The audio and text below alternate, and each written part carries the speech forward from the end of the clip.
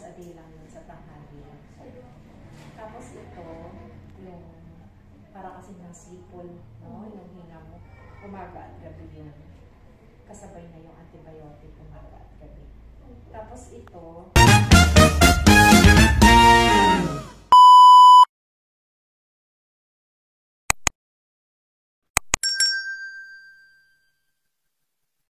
hello mga kabayabas, welcome back sa aking channel. Sa point of this vlog mga kabayabas ay ipapacheck up po natin ngayon si mama dahil si mama po ay hinihika, masama po ang kanyang pakiramdam, hindi hirap po siyang huminga, masakit po ang kanyang dibdib at likod. Kaya atin po ipapacheck up at ngayon po ay katatapos ko lang po rin maglaba dahil si mama po hindi na po pumasok ngayon sa trabaho niya at ngayon nga po ay masama po ang pakiramdam niya, kahapon pa po. Yan. At kahapon naman po mga kabayabas ay binili ko po si mama ng gamot ng sa hika po niya. Tapos po ay kahapon naman po ay wala po talaga siyang pasok. Tapos po ngayon ay dapat ay may pasok ay hindi na po siya pumasok. Dahil masama nga po ang pakiramdam ni mama mga kabayabas.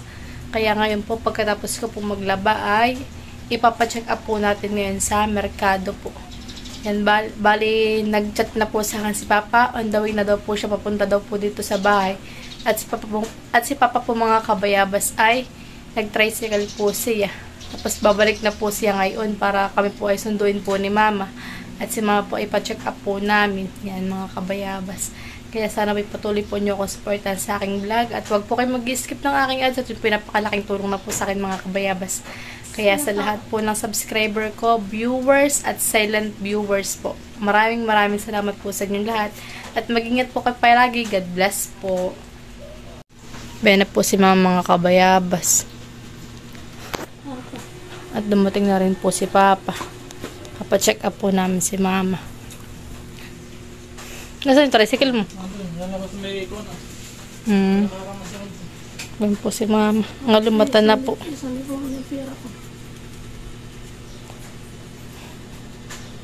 Abay, saan naman ikaw ay masama ang pakiramdam?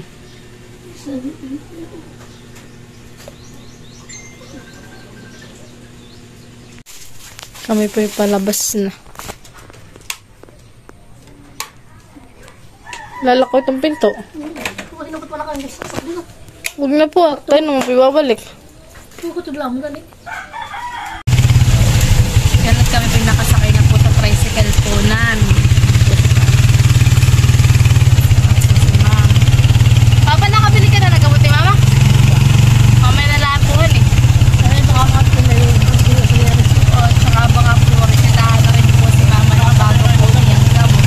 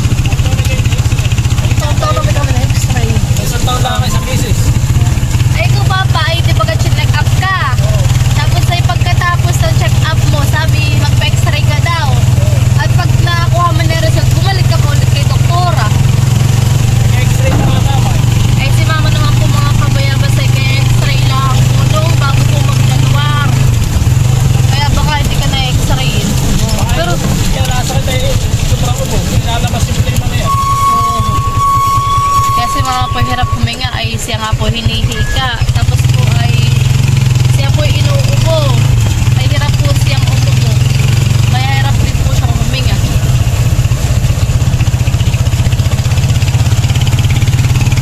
Kaya masakit na po ang likod niya. Saka yung ulo at dibdib. Kaya kanina po hinihilot ko po mga kabayabas habang ako pinaglalaba yung kanyang ulo. Saka po yung mga bali-balikat po niya.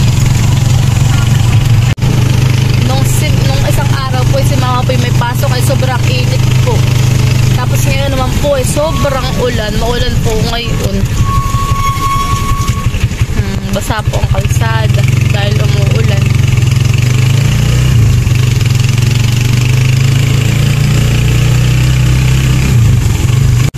Mga kabayabas. Si mama naman po mga kabayabas ay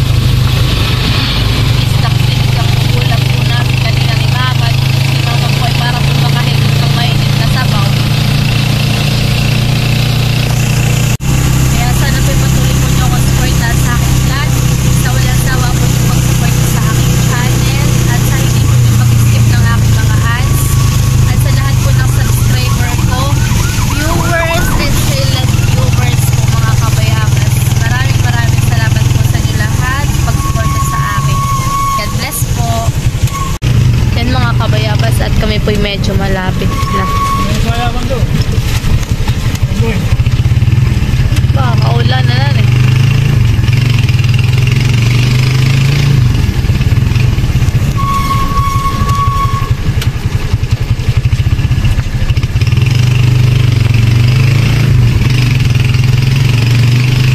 Diyan lang po ang kay Mercado. Kay Doktora diyan po sa maraming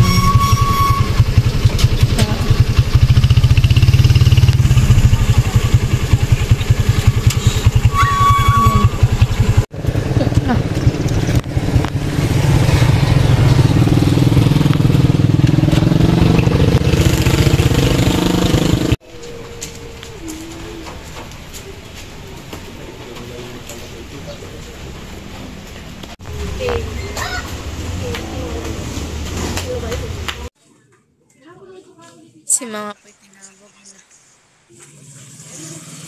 Baby pa na po si.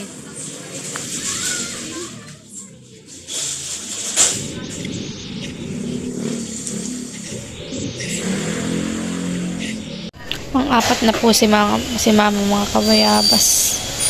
Siya po ay pang-apat sa pila.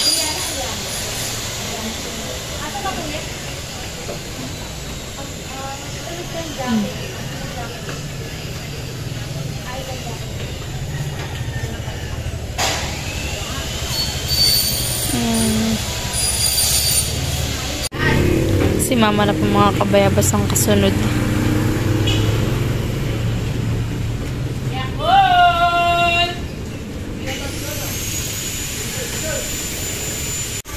Si mama daw po mga kabayabas isasamahan ko sa loob po kay Dok.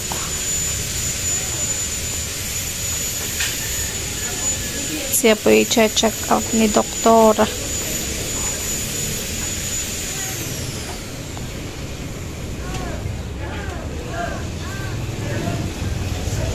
Pinakainin ko po. Lalakap ko po.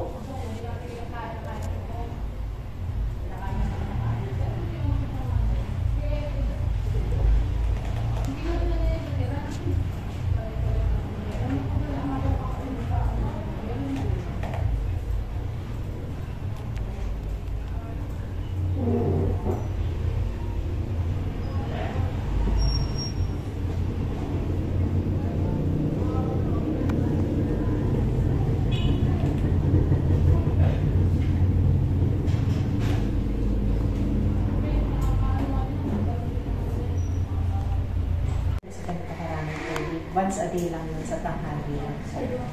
Tapos ito, yung para kasi ng sipol, no? Yung hinga mo, umaga at gabi yun.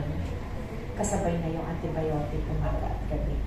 Tapos ito, ito yung parang sikip ang paghinga.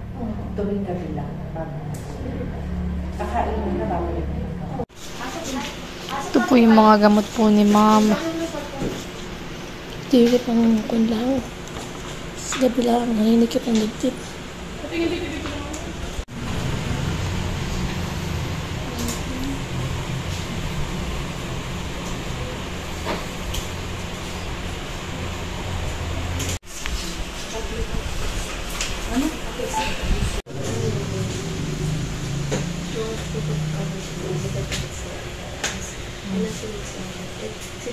Pinagbayadan po ni mama ay 2,285 pesos.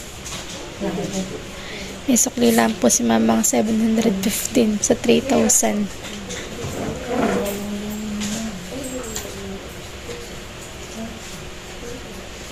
Nare-ready na po yung gamot ni mama. Si mama po mga kabayabas ay marami pong gamot na iinumin. At sana naman po si mama po ay gumaling na po. May dun din po siyang powder na pwede pong ilalagay po sa tubig. Titimplahin po para pong juice. Yan po si mama. May tunog daw yung kay mamang ano. Hinga. Ano daw yun? Hika daw. Ayun.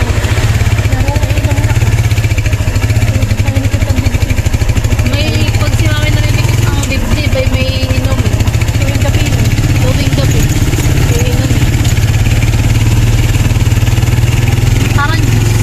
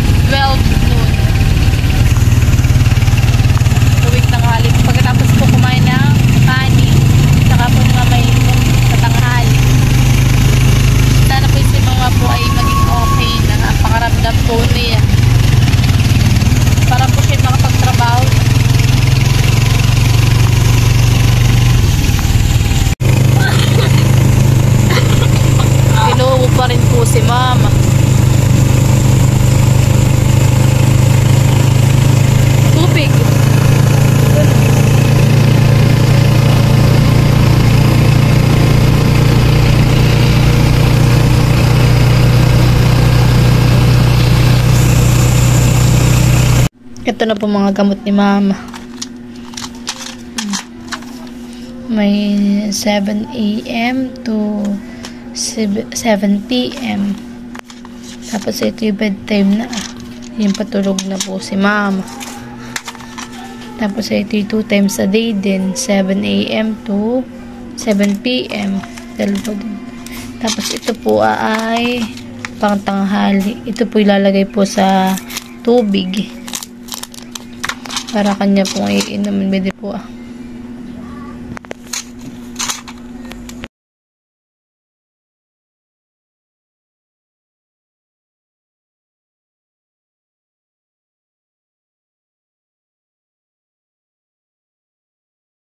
Bye.